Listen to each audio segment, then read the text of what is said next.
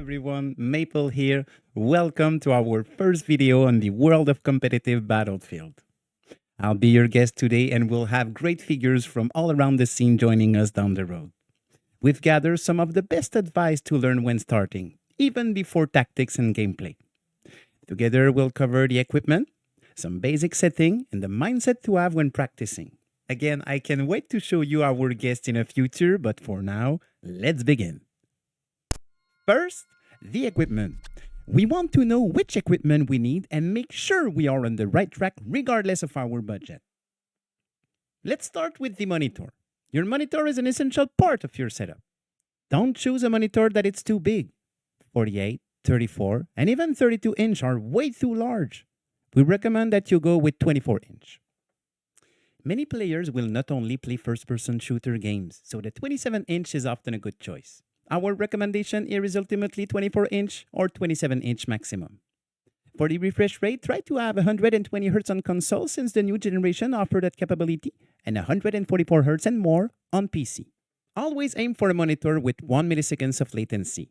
Know that this setting reduces the visual quality though. Often people pick slower setting and have, as a result, around 4 ms of delay anyway. Mouses. For PC, a light mouse is the choice of players. Nowadays, wireless technology often offers good latency with 1 ms only. Try to avoid a mouse with 36,000 buttons on it, or set them so you're sure to not misclick when using your mouse in the middle of the action. For controllers, try back paddles and custom thumbstick. That's an element of choice for many first-person shooter players. If you don't want to buy a controller just for that, custom thumbstick edition from Control Freak is then a super good choice for you. This technology truly shines when combined with thumbstick foam rings. Headphones. The choice of the headphone is proper to your likes.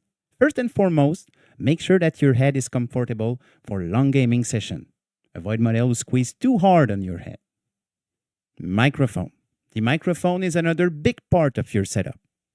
If you only have the microphone on your controller or earbuds with the microphone on it, try to go for a headset with a microphone or standalone mic plugged directly into your console or PC. Communication is crucial when playing Battlefield competitively. A good microphone will help your teammate to hear you correctly. Many headsets have noise cancellation. People use them when playing and streaming. An independent microphone for your voice and headphone dedicated to the audio will give you the best of both worlds. Chair. The chair is another big part of your setup. Some companies offer good gaming chair, but make sure to test them if you can before you buy. And if you're not sure or cannot test them, go for an office chair. They may not look as good as your favorite gaming chair, but your back will thank you in the long run. Many gaming chairs are often uncomfortable, made on the same frame regardless of the company, and overpriced for their quality. Basic setting. Even the best player may have to adjust their setting times to time. There are fundamentals that applies to everyone. So first, make sure the place you play is calm and quiet, proper to focus on your game. A setup in the middle of your most active room may not be the ideal. Remember, observation is the key to concentration. Audio. The 3D audio technology is improving at each year. That said, a lot of competitive players will play in stereo mode. Test the audio on the battlefield and make sure that you can recognize one sound, the footsteps. Sometimes 3D audio will output sound with different volumes leveled in both your left and right to give the 3D effect of a sound. Stereo mode is applied to left and right normally when it comes to footstep, and knowing instantly if you need to look at your right or your left is the key point here. Setting menu. The settings change from people to people and is a world by itself. For controller, the rule is simple. Turn off the aim assist zoom snap. In custom server, aim assist zoom snap is banned. Some controller player will play without any aim assist and dominate on the battlefield. For aiming shooting, back paddle is the best, then L1 R1, and then L2 R2.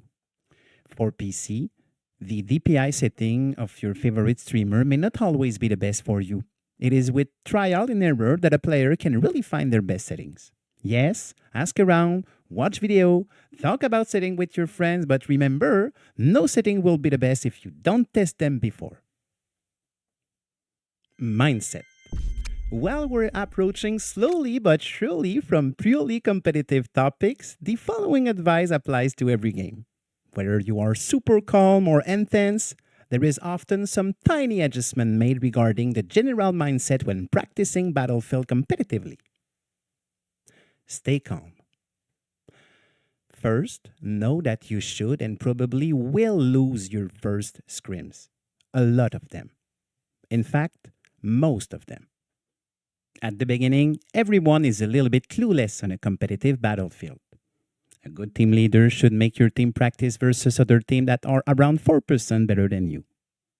There is often a big gap between competitive battlefield world and the more casual one. At first, it may be surprising that you lose so many games when you do so well in public matches. Stay calm and remember you are learning how to become one of the best battlefield players. Hurdles. Something that can have a significant impact on your gameplay is how your life is going in general. Playing competitively can be very demanding, and that regardless of the game. Some days our performance can be lower due to that. If you don't know why you're doing bad on the battlefield one day, maybe it is because things block your mind from focusing on your game. Being humble about that, motivating yourself, will make it easier to see and accept the competitive element you need to improve. There is a lot more when it comes to competitive battlefield. We hope you can use this new tool right now in your next public game or your first competitive battlefield scrim. Big thanks to everyone for watching. Stay tuned for more videos soon. Follow us on Twitter and join our Discord, and we'll see you on the battlefield.